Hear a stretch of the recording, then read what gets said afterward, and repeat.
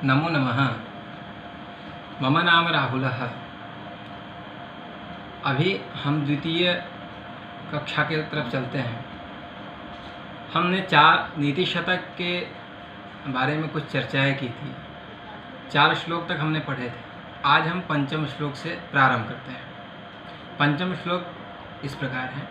लभेत सिकतासु तैलमपि यत्नतः पीडयन् पिबेच्च मृगतृष्णिका सलिलपीपासार्दितः कदाचिदपि पर्यटशशविषाणमासादयेन् न तु प्रतिनिविष्टमूर्खजनचित्तमाराधयेत्। ये पंचम श्लोक है।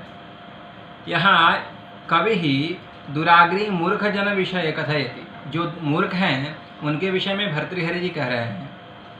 इसका अन्वय, इस श्लोक का अन्वय होगा कि मानवः यत्नतः पीडयन् पुरुषः सिकतासु अपि तैलं लभेत। सिकता इत्युक्ते बालु। पिपासार्दितः मृगतृष्णिकासु च सलिलं पिबेत्। पर्यटन् कदाचित् शशविषाणमपि आसादयेत् परं प्रतिनिविष्टमूर्खजनचित्तं तु न आराधयेत्। अब ये इसका संस्कृत व्याख्या अगर हम देखते हैं तो कहता है यत्नतः, परिश्रमतः, पीडयन्, मर्दयन्, सिकतासु, बालुकासु अपि तैलं स्नेहं लभेत प्राप्नुयात्। पिपासार्दितः च, पिपासया अर्दितः इति पिपासार्दितः। अब देखिए, तृष्णा पीड़ितश्च, पिपासार्दितः तृष्णा पीड़ितश्च सन् मृगतृष्णिकासु, मृगमरीचिकासु सलिलं जलं पिबेत् पातुं शक्नुयात्। पर्यटन् वनान्तरे भ्रमन् कदाचित् कस्मिंश्चित् समये शशविषाणं, शशस्य विषाणं तत्पुरुष समास हो जाएगा। शशविषाणं षष्ठी तत्पुरुष। शशक श्रृंगमपि आसादयेत् प्राप्नुयात् परं परन्तु प्रतिनिविष्ट मूर्खजनचित्तं, दुराग्रहयुक्तं मूर्खचित्तं कथमपि प्रसादयितुं न शक्नोति इति भावः। अब व्याकरण देखते हैं, इसमें क्या है। तैलम शब्द है। तैलम शब्द में यहाँ तिल अण प्रत्यय, पिपासा पा सन अ और स्त्रीत्व की व्याख्या में ताप प्रत्यय हो गया है। अर्दितः, अर्ध क्ता प्रत्यय है। इसमें छंद है, पृथ्वी छंद है। इस श्लोक में पृथ्वी छंद है। तथा अलंकार के विषय में अगर हम देखें तो निदर्शना अलंकार है। निदर्शना अलंकार है। अच्छा, अब इसके भावार्थ की तरफ चलते हैं।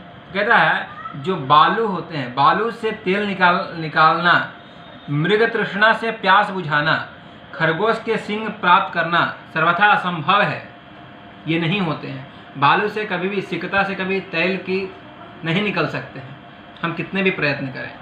मृग तृष्णा से प्यास बुझाना और खरगोश से के सिंग नहीं होते, सर्वथा असंभव है। फिर भी प्रयत्न करते रहने पर असंभव कार्य भी संभव हो जाते हैं। अर्थात व्यक्ति इन असंभव कार्यों को भले ही कर सकता है, परंतु वह प्रयत्न करते रहने पर भी दुराग्रही जो मूर्ख लोग हैं, मूर्ख जन के मन को वश में नहीं कर सकते हैं। इसलिए दुराग्रही समझाने बुझाने का कोई प्रभाव नहीं पड़ता। इसलिए इसे दुराग्रही से सर्वथा अलग रहें, मूर्ख लोगों से पृथक ही रहें। अब हम छठे श्लोक को देखते हैं। व्यालं बालमृडालतन्तुभिरसौ रोद्धुं समुज्जृम्भते छेत्वं वज्रमणिं शिरीषकुसुमा प्रान्तेन सन्नह्यते माधुर्यं मधुबिन्दुना रचयितुं क्षाराम्बुधेरीहते नेतुं वाञ्छति अखलान् पथि सतां सूक्तैः सुधास्यन्दिभिः। ये छठा श्लोक था। इसमें कवि कहते हैं दुर्जनात् सन्मार्गे आनेतुं परिश्रमः निष्फला एव जायते इति कवि वर्णयति। जो दुर्जन लोग होते हैं उनको सन्मार्ग पे लाना बहुत कठिन होता है। इसी विषय में भर्तृहरि जी कहते हैं। अब इसका हम अन्वय देखते हैं। अन्वय ये है कि यह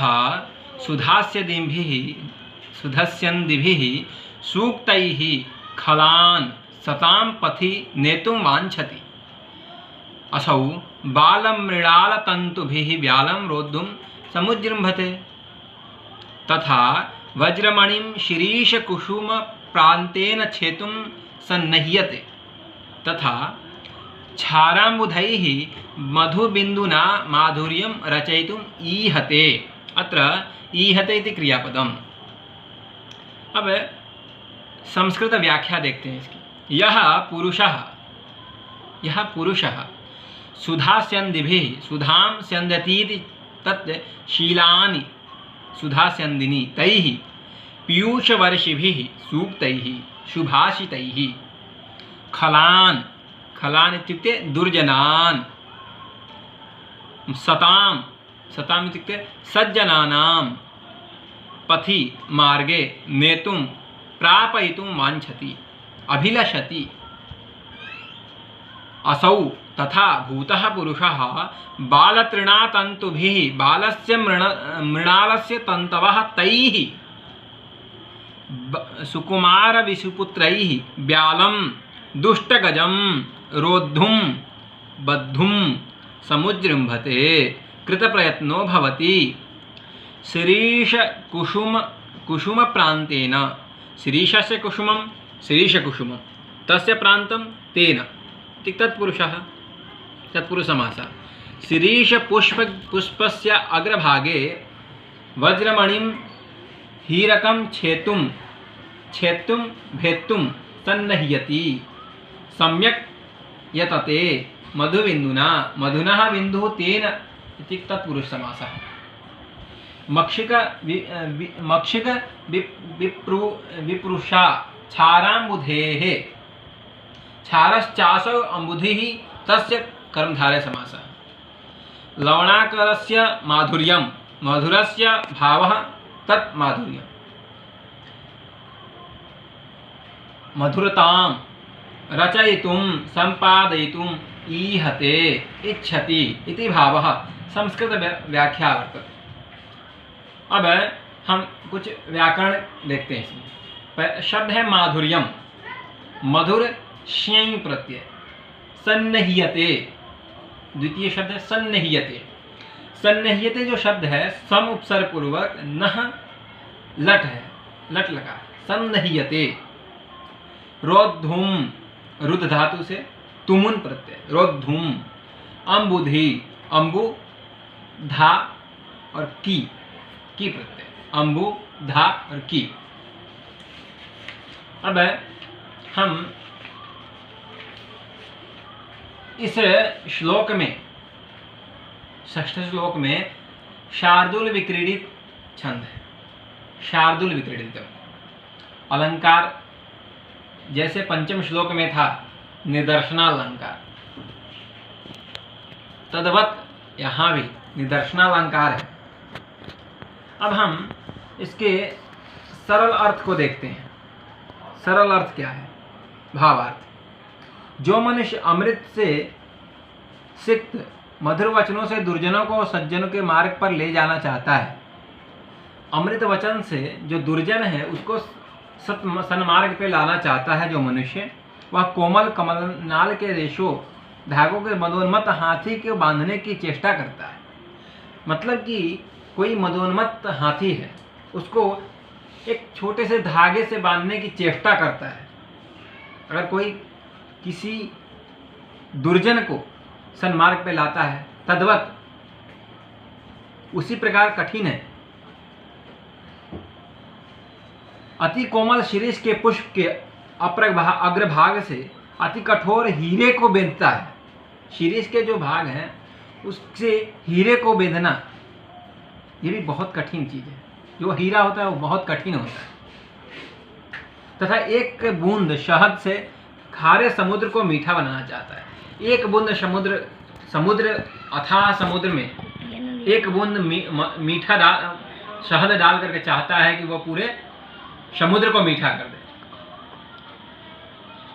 इसीलिए जो